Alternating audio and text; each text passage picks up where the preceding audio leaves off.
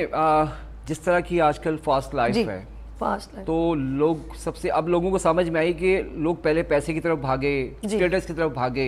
अब लोगों को समझ में आया कि अगर हमारे पास अपनी सेहत ही नहीं होगी तो हमारा पैसा, हमारी स्टेटस सब खत्म हो गया। आप देखते हैं, अब तो सोशल मीडिया में पूरे दुनिया के अंदर क्या लोग थे, पहले क्या थे, 10 साल पहले क्या थे और आज क्या क्या है।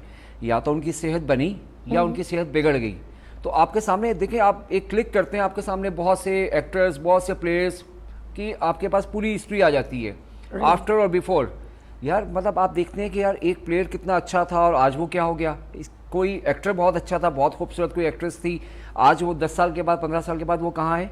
चाहे उसने सर्जरी करवाई, कुछ भी कराया, व्हाटएवर। लेकिन ये चीज़ अंडरस्टूड सी बात है कि आपकी अगर अल्लाह की सबसे बड़ी नेमतों में से आपकी सेहत है, और सेहत तभी बनेगी जब हम अपनी ज़िंदगी के अंदर अपने लिए टाइम निकालेंगे। अच्छा, मुझे लग रहा है आप इंडिकेट